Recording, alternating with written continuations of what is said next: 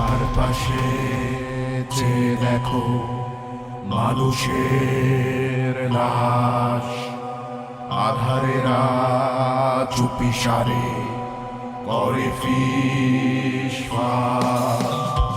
চারপাশে চেয়ে দেখো মানুষের লাশ, আধারেরা চুপি সারে করে ফিসফাস। মৃত্যু মৃত্যু মৃত্যু মৃত্যু মৃত্যু শুধুই খেলে লুকোচুরি খেলা, প্রেম প্রীতি ভালোবাসা অন্তর জ্বালা। মৃত্যু শুধুই খেলে লুকোচুরি খেলা, প্রেম প্রীতি ভালোবাসা অন্তর জ্বালা। চলছে পুড়ছে জনতা জাগছে, জ্বলছে পুড়ছে জনতা জাগছে। চোখ বাঁধা হাজারটা হাই, hashtag crime crime crime, hashtag crime crime, hashtag crime crime, hashtag crime, hashtag crime crime crime, hashtag crime.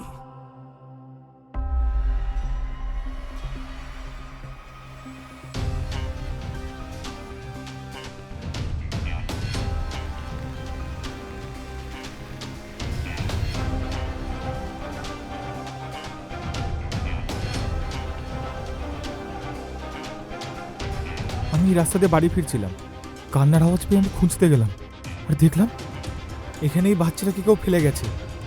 এই বাচ্চাটার অবস্থা তো খুবই খারাপ, এক্ষুনি হসপিটালে নিয়ে যেতে হবে মনে হচ্ছে। কার বাচ্চা? কে ফেলে গেছে? এক্ষুনি তো পুলিশকে খবর দিতে হবে। বারুইপোদা গ্রামে ভোরের আলো ফোটার সঙ্গে সঙ্গে এই পরিচয়হীন ফেলে দেওয়া বাচ্চাটাকে নিয়ে আলোড়ন পড়ে যায়। হাসপাতালে নিয়ে গেলে বাচ্চাটাকে মৃত ঘোষণা করা হয়, কিন্তু কে বা কারা বাচ্চাটাকে মৃতপ্রায় অবস্থায় ফেলে রেখে গেল সেটা খুঁজতেই তদন্ত শুরু করে পুলিশ।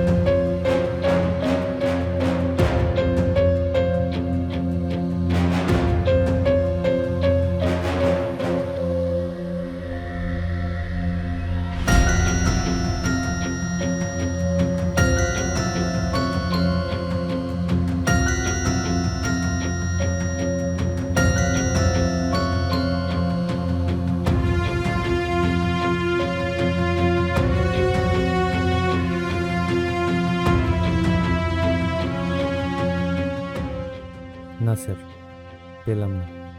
তাহলে কি তোমরা বলতে চাইছো বাচ্চাটা গ্রামের কারোর নয়? হ্যাঁ স্যার, গ্রামের প্রতিটা বাড়িতে গিয়ে খোঁজ নিয়ে দেখলাম। হসপিটাল থেকে যে লিস্টে এসেছিল তার মধ্যে যাদের নতুন ডেলিভারি হয়েছে তাদের প্রত্যেকের বাচ্চা তাদের প্রত্যেকের কাছেই আছে। হ্যাঁ স্যার, ও যে প্রেগনেন্ট ছিল গ্রামে কেউ বলতে পারছে না স্যার। আচ্ছা, একটু ভালো করে খোঁজ নিয়ে দেখো তো এই গ্রামে নতুন লোক 1 মাসের মধ্যে ঘোরাফেরা করছে কিনা একটু ভালো করে খোঁজ নিয়ে দেখো। কুইক। Right sir. ঠিক আছে স্যার, ঠিক আছে।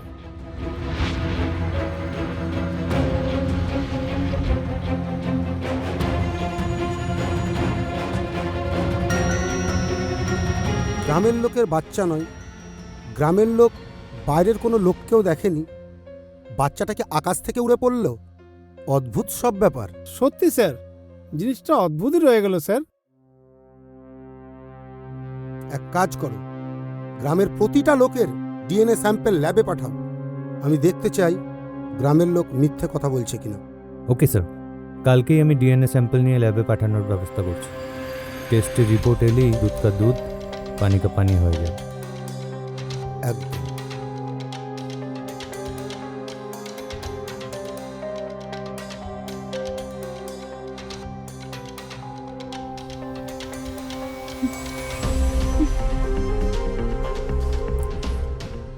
আমি খাবো না, কেন?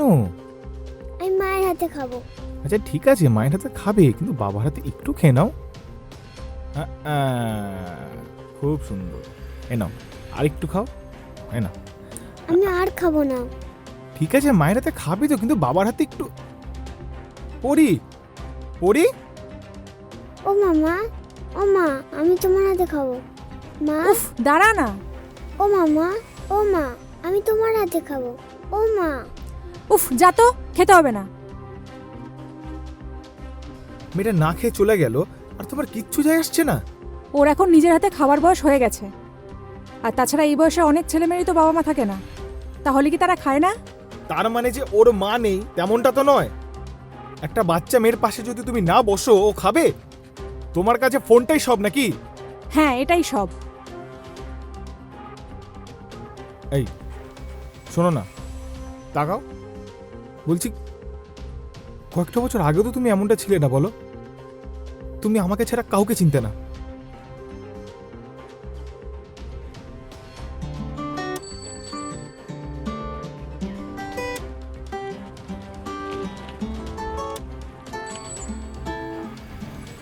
এই তিথি, তিথি, বাড়িতে তো টিফিনটা ফেলে চলে এসেছিলিস, তাই আমাকে এখানে আসতে হলো। ওরকম বোকার মতো হাসছিস কেন তুই? আমি বোকা তাই, ভাগ্যিস টিফিন বাক্সটা বাড়িতে ফেলে এসেছিলাম। মানে? তাই তো এই সুযোগে তোর আর রেশমির আবার দেখা হলো, বল। যা, বড্ড বাজে তুই। এই এটা নে, যা এখন, যা তুই এখন যা। চল।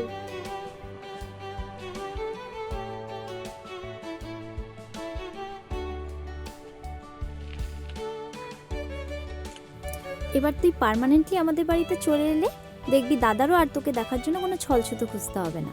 আর আমরা একসঙ্গে অনেক গল্পও করতে পারবো। আর তোকে একটা ফেসবুক আইডি খুলে দেবো, দেখবি কি মজা। কিন্তু আমার তো মোবাইলই নেই। তো কি, বিয়ের পর দাদাকে বলবি নতুন মোবাইল কিনে দেবে।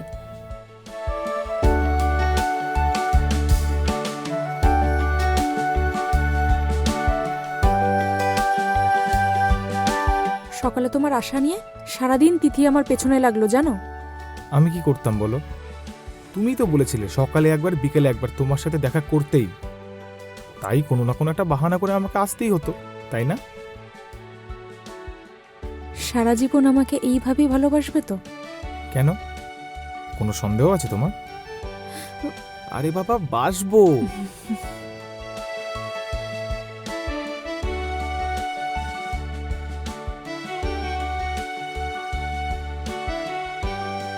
কেটে যায় বেশ কিছু বছর। ইতিমধ্যে সজলের সঙ্গে রেশমির বিয়ে হয়ে গেছে। রেশমি এখন এক মেয়ের মা, আর সজল বউয়ের আবদার মেটাতে রেশমিকে একটা মোবাইল কিনে দিয়েছে। এদিকে তিথিরও বিয়ে হয়ে গেছে, সে এখন বাইরে থাকে। কিন্তু বাইরে যাবার আগে ও রেশমিকে সোশ্যাল মিডিয়ার সঙ্গে খুব ভালো করে পরিচয় করিয়ে দিয়ে গেছে। একটা ফেসবুক অ্যাকাউন্ট খুলে দিয়েছে ওর নামে।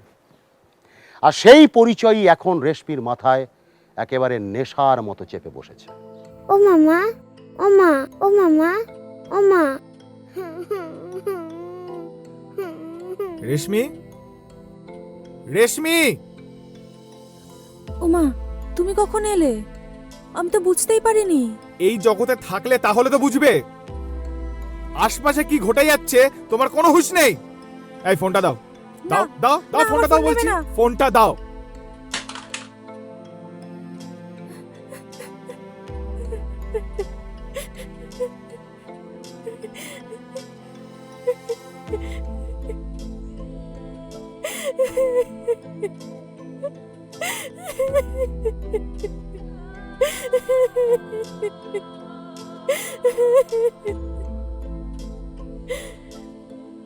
শোনো না,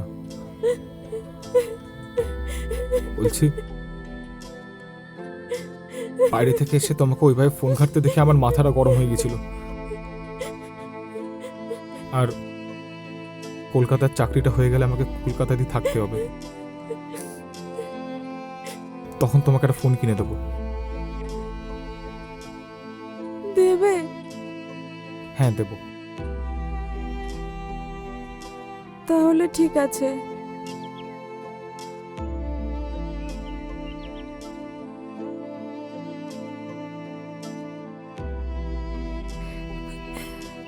এই তোর কি খবর বলতো? তোকে ফোনে পাওয়া যাচ্ছে না কেন? খুব ভালো হয়েছে তুই এসেছিস রে। আরে তোর দাদা না মোবাইলটা ভেঙে দিয়েছে রে, তবে বলেছে খুব তাড়াতাড়ি একটা নতুন মোবাইল কিনে দেবে। এই তুই সত্যি কথা বলতো, তুই আমার দাদাকে ঠকাচ্ছিস না তো? আর তুই পরীর খেয়াল রাখিস তো? আরে হ্যাঁ রে, কোনো অসুবিধা নেই। শোন না, আমাকে কয়েকটা ফটো তুলে দিবি রে? কেন, তোর কি নতুন বয়ফ্রেন্ড হয়েছে যে তাকে ছবিগুলো পাঠাবি? তুই না খুব বাজে রে। আমি এমনি ফটো তুলতে বলছি। আর শোন, যে ফটোগুলো ভালো আসবে সেগুলো তোর দাদা যখন মোবাইল কিনে দেবে ওখানে পাঠাবি, ঠিক আছে? ঠিক আছে।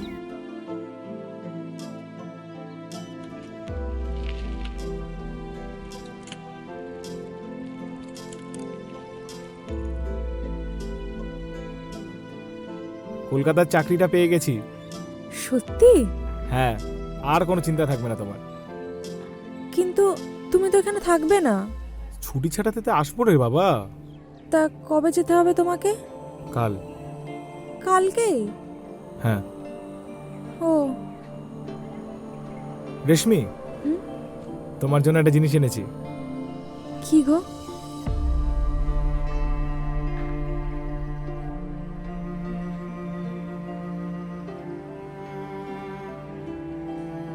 নতুন ফোন? হ্যাঁ, আমি কিন্তু আমার কথা রেখেছি। পরীর খেয়াল রেখো, সারাদিনের ফোনে ঢুকে দেখো না, নিজের খেয়ালটাও রেখো। হুম।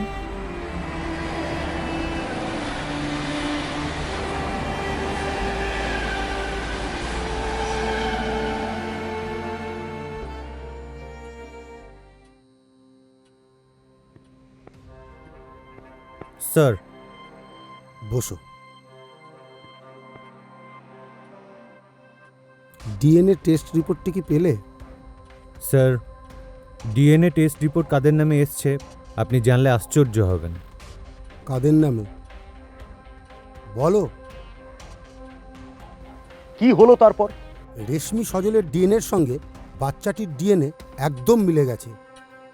এটা আমার আশ্চর্য লাগছে। স্যার, সজলই কিন্তু প্রথমই বাচ্চাটাকে কুড়িয়ে পায়। আমার এটা ভেবেই আশ্চর্য লাগছে যে সজল কি সব জেনেও আমাদের কাছে না জানার ভান করলো, নাকি ওই বাচ্চাটার ব্যাপারে কিছুই জানতো না। আফটার অল রেশমি আর সজল দুজন তো স্বামী স্ত্রী। আচ্ছা স্যার, কি এমন কারণ থাকতে পারে যে ওরা বাচ্চাটা এইভাবে ফেলে দিয়ে চলে গেল? এটা একটা বড় গোলমেলে গো, কিছুতেই অঙ্কটা মিলছে না। চলো তো একবার সজল আর তিথির কাছে আর গ্রামের লোকেদের কাছে জিজ্ঞাসা করি রেশমি প্রেগনেন্ট ছিল কিনা, সেটা ওরা জানতো কিনা। আর দেখো, প্রেগনেন্ট থাকলে তা তো তার চেহারাতেই বোঝা যায়, তাই না? Right sir. হ্যাঁ স্যার, হ্যাঁ স্যার, হ্যাঁ।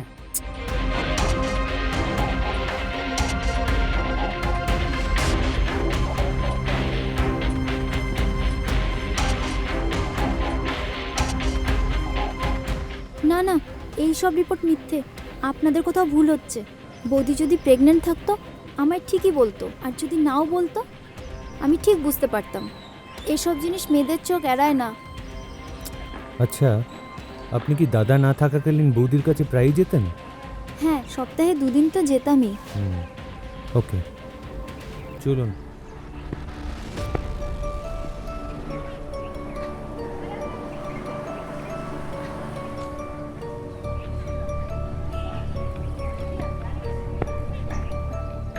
স্যার, আমার মনে হচ্ছে রিপোর্টে কোথাও একটা ভুল হচ্ছে। সজলবাবুর বোন তিথি দেবী, এমনকি গ্রামের লোকেরা কেউ জানতে পারলেন না যে রেশমি দেবী প্রেগনেন্ট ছিলেন। এটা হতে পারে স্যার? এতগুলো লোকের চোখে ধুলে দেওয়া কি করে সম্ভব? ইউ আর রাইট, কোথাও যেন একটু ভুল হচ্ছে। আর এইসব ব্যাপার মহিলারা সবার আগে বুঝতে পারে। এক কাজ করো, এক্সামিনেশনে পাঠাও স্যাম্পল ডিএনএটা। Right sir.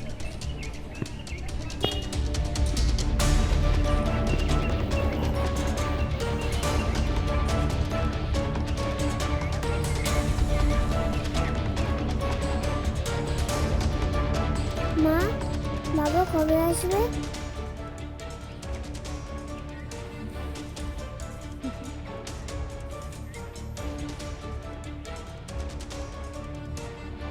ও মা, বাবা কবে আসবে?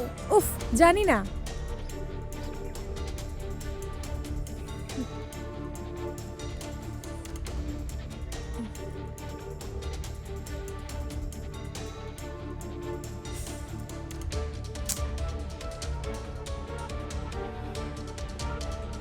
হ্যাঁ বলো। কেমন আছো তোমরা? দাও পরিচয় দাও। এই নাও। হ্যালো, কি পরিমা, কেমন আছো? আমি ভালো আছি, তুমি ভালো আছো বাবা? আমি ভালো আছি।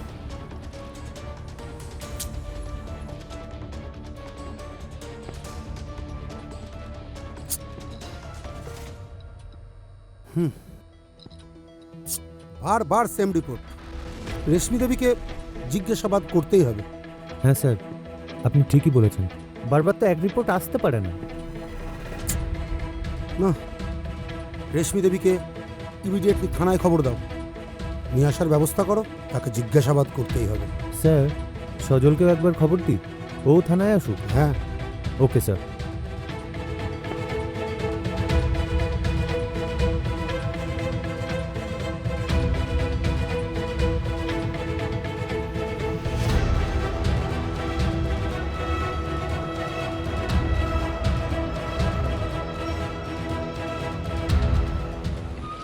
এই বলছি শোনো, তোমার বউকে দেখলাম পুলিশে নিয়ে গেল।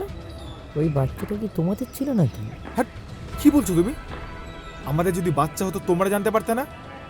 যদি হয়েও থাকে আমরা ফেলে দিতে যাব কেন? সেটাই তো ভাবছি, কিন্তু তোমার বউকে দেখে তো সেরকম কিছু মনে হলো না। আমি এখন চলি, বুঝলে? মেয়েটা ওখানে একা রয়েছে, আমার মনে হচ্ছে কিছু একটা ভুল হচ্ছে সবার। আমি চলি।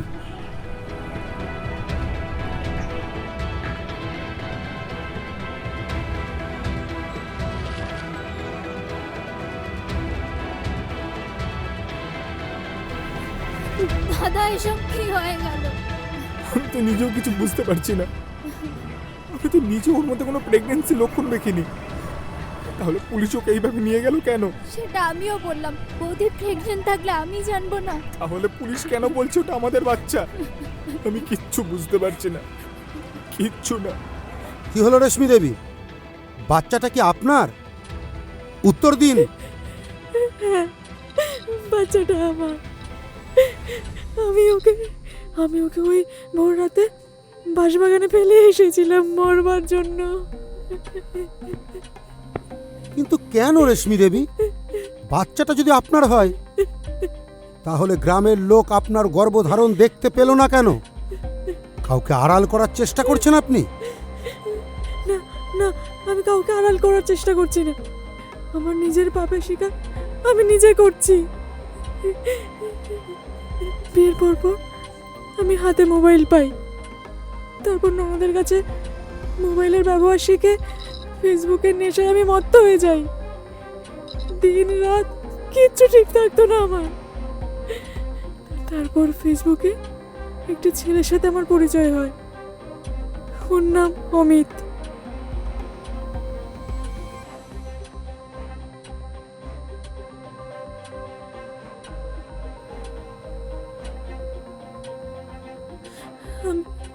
আমি অমিতের সাথে মেসেজে কথা বলতে বলতে ওকে ভালোবেসে ফেলি।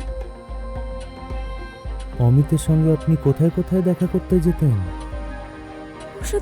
ওর সাথে কখনো আমার দেখা হয়নি, শুধু মেসেঞ্জারে কথা হতো। আচ্ছা, আপনি তো বিবাহিত, আপনার তো একটা বাচ্চা আছে।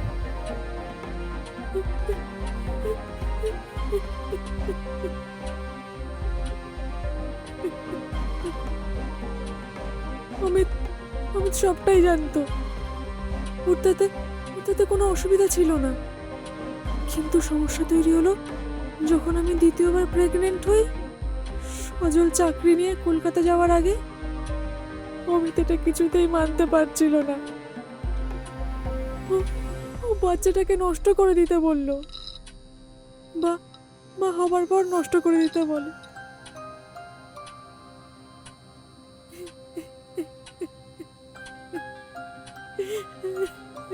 কিন্তু আপনি যে প্রেগনেন্ট সেটা কি সজলবাবু জানতেন না? না, আমি ওকে কিছুই জানাইনি। আর তিথি দেবী, গ্রামের মহিলারা, তারাও কেউ কিছু বুঝতে পারলো না?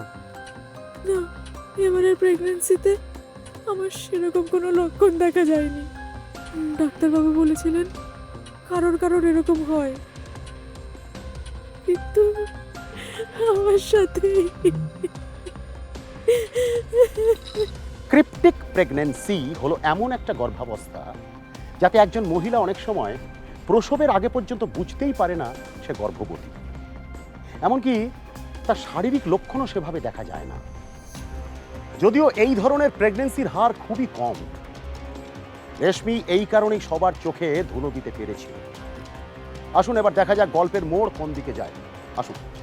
স্যার, রেশমি দেবীর মোবাইল নাম্বারটা তিথি দেবীর নামেই নেওয়া আছে, আমি খবর নিয়ে জানতে পেরেছি। আপনার মোবাইল নাম্বারটা তিথি দেবীর নামে কেন?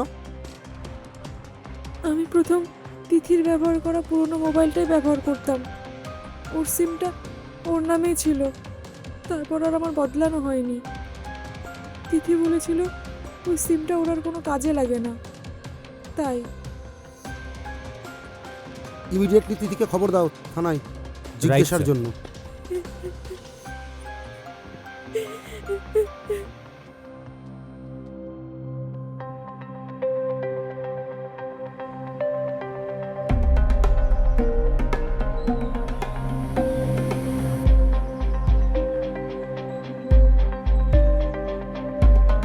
পড়ি, এদিকে এসো, বড় করে হাঁ করো।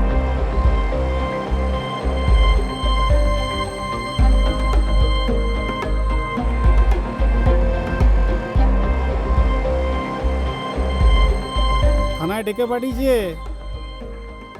আমার কেন? বড়বাবু ডেকেছে কাল সকাল 10টায়।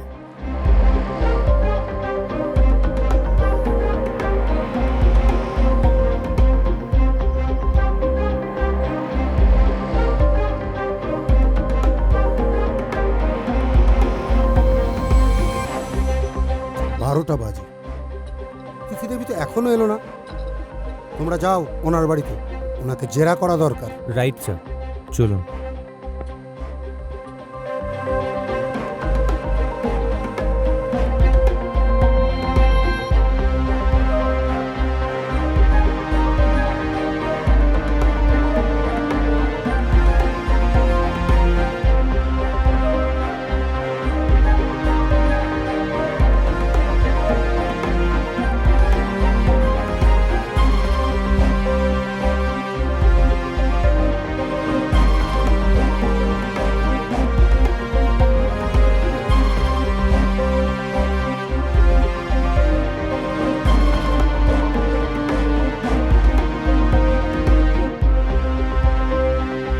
চলুন।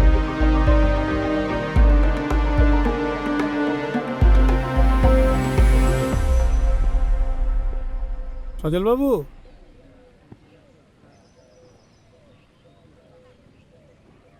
আপনারা? তিথি দেবী কোথায়? ওর তো আজকে থানায় যাওয়ার কথা ছিল, সকালে তো তাই বলেই বেরোলো। একটু একটু টেনশনও করছিল। টেনশন? কিসের টেনশন? সেটা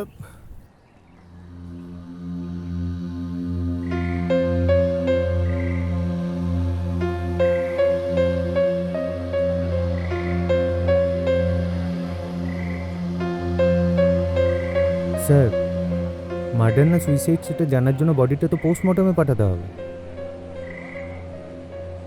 বোন, বোন, তিথি, তিথি, বোন, এরকম কেন করলি তুই? আমার বোন, আমার বোন, আমার বোন। সজল বাবু, তিথি দেবীর বডিটা পোস্টমর্টমে পাঠাতে হবে। ওনার স্বামীকে খবর দিন, আসতে বলুন। ওর বর এখানে থাকে না, বাইরে থাকে। আমায় বলুন, যা করার আমি করব। স্যার, মার্ডার না সুইসাইড জানার জন্য তো বডিটাকে পোস্টমর্টমে পাঠাতে হবে। লাস্টটা তো পোস্টমর্টমে নিয়ে যাওয়ার দরকার। কেসটা মার্ডার না সুইসাইড সেটা দেখার দরকার না? আর এই কেসটার সঙ্গে ওই কেসটার কোনো লিঙ্ক আছে কিনা সেটাও তো দেখার দরকার।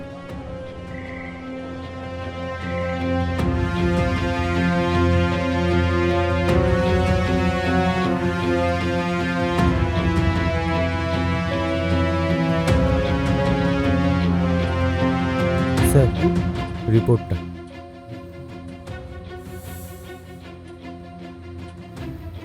হ্যাঁ, it is suicide. Suicide? Yes, কিন্তু কিসের ভয়ে তিথি দেবী সুইসাইড করলো এটা জানার দরকার। তাহলে কি উনি প্রয়োজনীয় কোনো তথ্য জানতো, সেই ভয়েই কি সুইসাইড করলো? যা আমরা জেরা করে ওনার কাছ থেকে জেনে নেব, সেই ভয়েই কি সুইসাইড করলো? কুইক, চলো ওনার বাড়িটা ভালো করে সার্চ করার দরকার। যা আমার মনে হয় নিশ্চয়ই কোনো ক্লু নিশ্চয়ই মিলবে। চলো।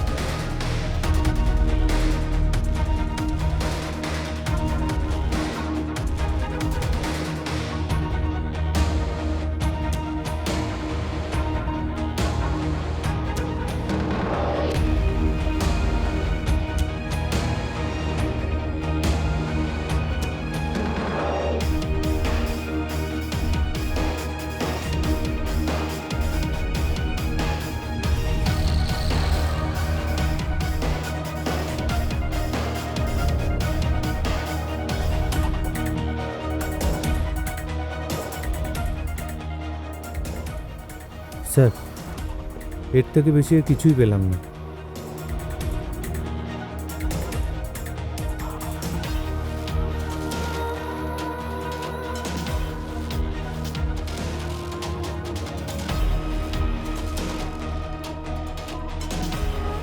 ওই বাচ্চাটির মৃত্যুর জন্য আমি দায়ী নই, কিন্তু এর জন্য আমার দাদা ও রেশমির জীবনে যে পরিস্থিতি তৈরি হয়েছে তার জন্য আমি নিজেকে কিছুতেই ক্ষমা করতে পারছি না। কারণ যে অমিতের জন্য রেশমি স্বামী সংসার সব ছেড়ে দিতে চেয়েছিল, আসলে সেই অমিতের তো কোনো অস্তিত্বই নেই। আমি প্রথম রেশমিকে সোশ্যাল মিডিয়ার সাথে পরিচয় করিয়েছিলাম, আর তারপর শুধুমাত্র মজার ছলেই আমি অমিত নাম নিয়ে একটা পেজ বানিয়ে ওর সোশ্যাল মিডিয়ার বন্ধু হয়ে যাই। একটা সময় যখন দেখি রেশমি সত্যি অমিতকে ভালোবাসতে শুরু করেছে, তখন ও মজা করেই আমি ওর সাথে আরও কথা চালাতে থাকি। সেই সময় বুঝিনি আমার এই নির্ভেজাল মজা একদিন দাদা ও রেশমির জীবন দুর্বিষহ করে দেবে। কিন্তু এখন মনে হচ্ছে আমার তখনই থেমে যাওয়া উচিত ছিল। যখন বুঝলাম ততক্ষণে অনেক দেরি হয়ে গেছে। পুলিশ একদিন সত্যিটা ঠিক খুঁজে বের করবেই, আর তখন। মোবাইলটা পেয়েছো? না স্যার, মোবাইল পাইনি। মোবাইলটা দরকার, মোবাইলটা খোঁজো। Right sir, right.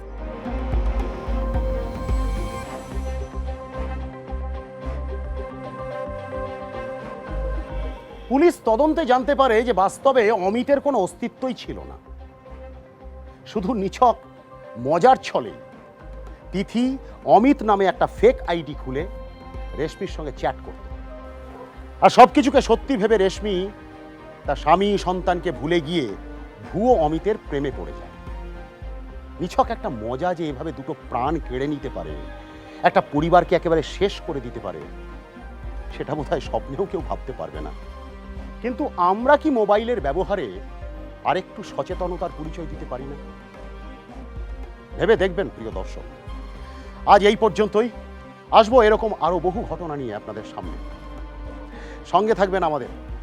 ভালো থাকবেন, সুস্থ থাকবেন এবং সতর্ক থাকবেন অবশ্যই। আমরা আছি। চোখ রাখুন #ক্রাইমে।